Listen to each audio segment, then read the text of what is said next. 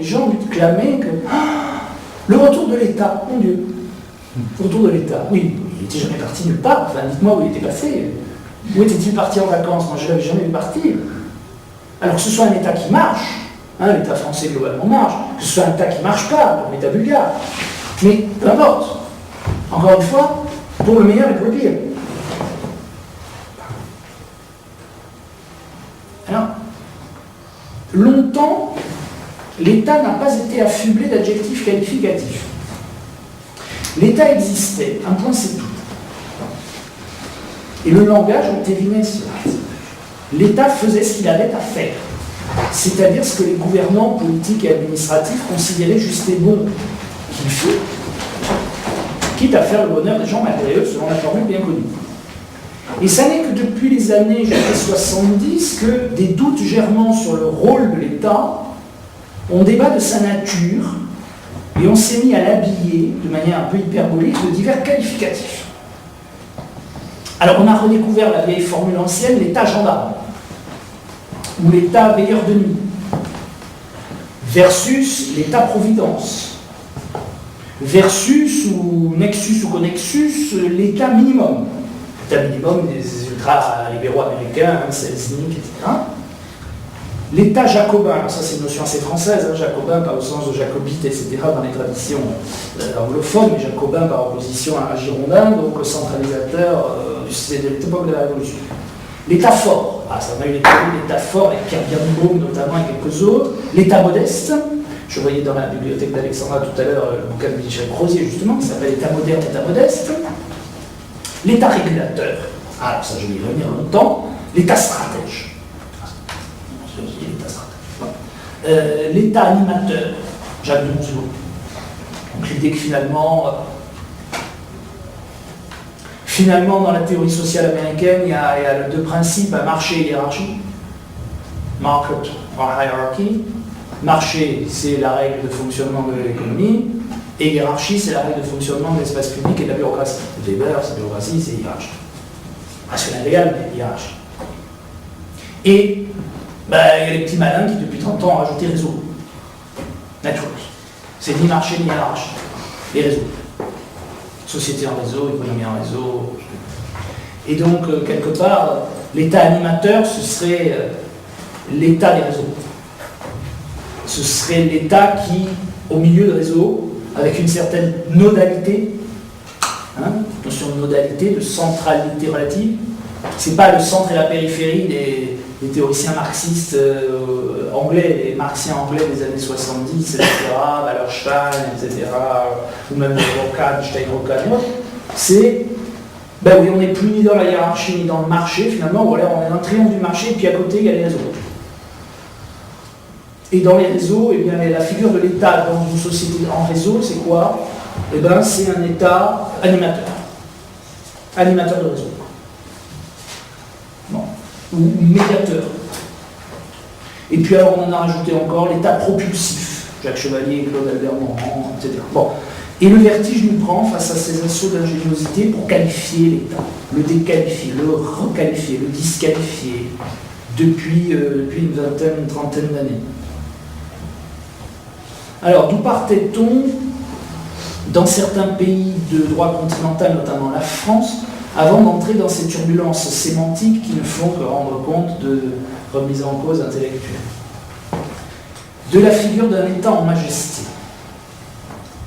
En France, plus qu'ailleurs, vous le savez, ce conglomérat d'institutions nombreuses, différenciées, dont l'unité est problématique, toujours à réinventer, que l'on nomme État un peu par sténographie conceptuelle, l'État a eu l'extraordinaire prétention, sinon de former une membrane qui recouvre le corps de la société française et en bouche tous les pores, pour reprendre une célèbre citation du Karl Marx, du 18 Brumaire, de Louis Bonaparte, du moins de s'élever au-dessus de cette société au point de se croire et d'être reconnu tel un État fort, imposant, et là je vais prendre le lexique du grand philosophe, sociologue, je ne sais même pas comment il faut le qualifier, du grand Michel Foucault, sa gouvernementalité excessive.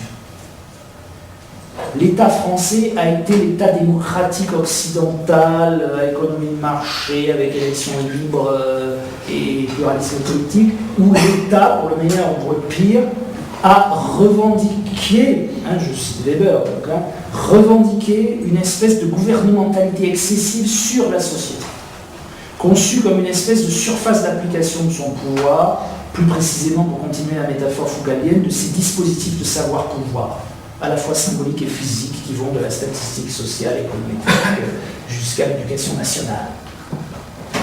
Et cette entreprise étatique, quand je dis entreprise, je parle weberien là aussi, l'entreprise étatique a pris en France, dès l'absolutisme royal du XVIIe siècle, le siècle de Louis XIV, parachevé par la Révolution et l'Empire, dont Tocqueville nous l'a enseigné avec raison, la forme d'un État tutélaire,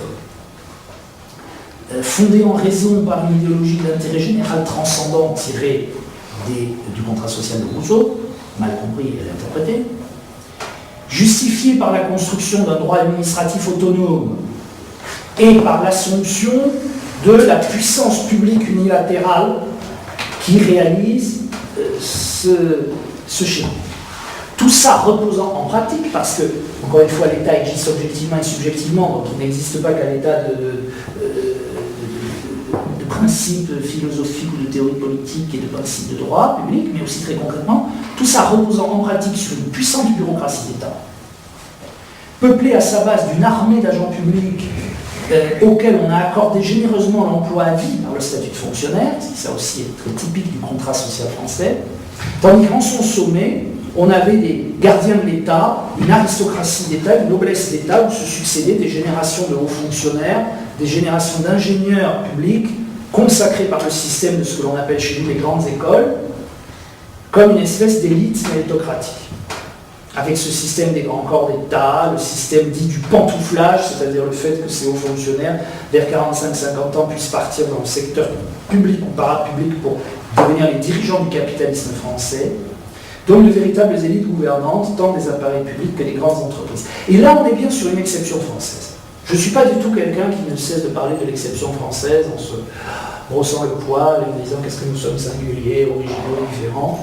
Mais là, on a bien une exception française quand on fait du comparatisme, et vous avez compris que je fais pas mal d'administration et de politique publique comparée.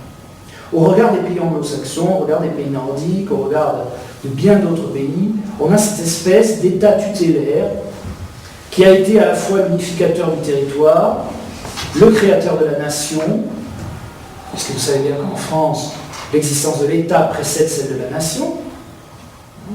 La nation est un construit de l'entreprise politique étatique, commencé sous le Capétien, 987, sacre du Capet, et poursuivi de manière systématique par les Bourbons, et parachevé par l'Empire et ensuite par la République. Et puis l'instituteur du social, pour citer Pierre Rosanvallon, l'instituteur étant un jeu de mots qui marche aux deux sens, l'État comme instituteur du social, c'est-à-dire maître d'école de la société, maître à penser de la société, et comme instituteur, c'est-à-dire comme celui qui institue le social et les régulations sociales et les fait exister. C'est vrai que la France est un pays où les régulations sociales marchent à l'État, où dès qu'il y a un problème entre citoyens ou groupes sociaux, on ne se demande pas comment on va auto-organiser le problème et le régler entre nous. Ça, c'est typiquement néerlandais, par exemple,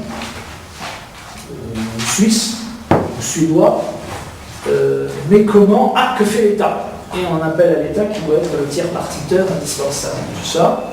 Et puis évidemment, un État directeur de l'économie, c'est le fameux dirigisme économique, il y a toutes les formes de l'économie administrée ou de l'investissement direct, depuis le colbertisme jusqu'aux grands investissements publics dans les programmes électronucléaires, dans Airbus, dans TGV, sans oublier l'État modernisateur du capitalisme français dans l'après-guerre. Je renvoie au très beau livre de l'américain Richard Cuser à ce sujet, l'État constructeur de la sécurité sociale, etc. Par exemple, la France est une contre-vérité qui est de dire que la sécurité sociale est un système qui a été organisé entre le patronat et les syndicats salariés. Ça, c'est la façade.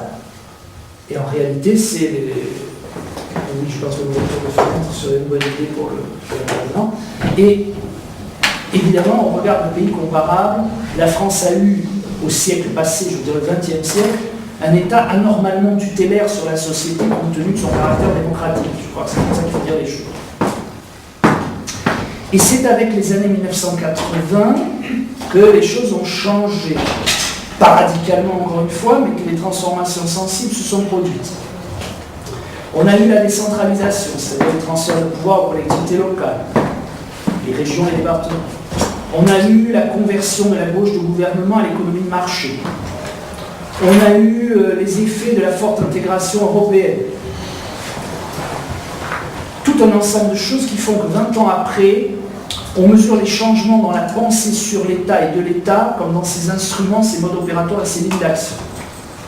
Et dans un assez complet diagnostic de cette crise de l'État des années récentes, mon éminent collègue de l'Université Paris 2, Jacques Chevalier, bien connu par les spécialistes de sciences administratives, dans un livre qu'il a appelé l'État postmoderne, et qui a une dizaine d'années, 7 ans, 2003, a pointé que finalement l'État est confronté à une triple série de mises en cause, ou de remises en cause. Tout d'abord, Jacques Chevalier nous dit on a une reconfiguration des appareils d'État dont la capacité à maîtriser ce qui advient à leur société nationale est remise en cause. Premier point.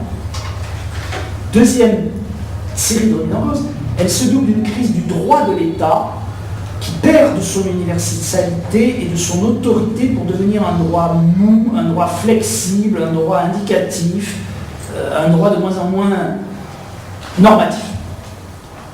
À quoi se surajoute une crise du lien politique, à la fois crise de la représentation et de la participation politique et crise du lien civique et de la solidarité sociale. Et ces phénomènes, dit Jacques Chevalier, frappent tous les États-nations et différemment. Les États de l'Europe du Nord, et là je suis tout à fait d'accord, dont la tradition politique est marquée par la démocratie consociative, je renvoie au modèle de Leibhardt, Arendt Leibhardt, et un co-gouvernement assez néocorporatiste des divers secteurs d'action publique, le tout dans le cadre de gouvernements de coalition, où il n'y a pas un seul parti mais plusieurs au pouvoir. Du coup, dans ce contexte-là, tout volontarisme politique excessif serait immédiatement suspecté d'autoritarisme déplacé et de candidature à la dictature par le Premier ministre, donc est ipso facto exclu. Et vous avez en plus des représentants d'intérêts organisés, des médiateurs d'intérêts organisés, des relais, etc., qui sont extrêmement puissants. Du coup, ces États-là s'adaptent mieux à la nouvelle donne que les gouvernants français, par exemple, et leurs partenaires sectoriels. Et donc, l'État prétendument fort à la française aurait particulièrement accusé le choc. Tout se passe comme si l'État en France avait glissé d'une figure de l'État en majesté à celle de l'État en procès, ou en process, au double sens de ce mot, à la fois un État et ses élites mis en accusation pour leur défaillance et leur travers, avec beaucoup de virulence parfois dans le propos, donc une espèce d'humeur accusatrice à laquelle les dirigeants politiques et les élites administratives répondent en lançant l'État dans ces processus, dans des processus à la fois internes et externes. Donc vous voyez, double mouvement, l'État est mis en procès, c'est-à-dire les élites d'État sont mises en procès, et les élites d'État répondent en mettant l'État en processus. Je joue avec les mots, mais je vais me faire comprendre. Alors à la fois un processus interne, sur le plan interne, c'est la fameuse politique de réforme de l'État. Alors une politique de réforme de l'État qui est en train de devenir permanente, et moi je relève du ministère de la fonction publique et de la réforme de l'État, dans mon conseil scientifique, je vois bien ce qui se passe, la réforme de l'État est en train de devenir permanente, donc se routinise au sens de Max Weber, avec des avatars successifs, déconcentration, agencification hier, loi organique sur les lois de finances, partenariat public-privé, généralisation de la gestion déléguée du service public demain. Ça, c'est le processus interne. Et l'État qui se met en processus sur le plan externe, ce sont à la fois la décentralisation, acte 2 de la décentralisation, etc., vers les gouvernements territoriaux, et la mise en œuvre et en récit d'un nouvel art de gouverner et d'administrer, car je crois qu'il s'agit d'un art, que l'on peut subsumer sous la notion désormais sacralisée et sacro-sainte de gouvernance, et qui désigne, comme vous le savez bien, des modalités processuelles, participatives, négociées, contractuelles et partenariales d'action publique et de production de l'action de l'État sur la société. Donc voilà la situation. On avait un État, en France tout particulièrement, Mais le propos est largement applicable aussi à l'Angleterre, par exemple, ou à l'Allemagne. On avait un État naguère majestueux, naguère tutélaire, qui ne l'est plus, qui se retrouve mis en procès, qui du coup se lance dans des processus de réorganisation à la fois de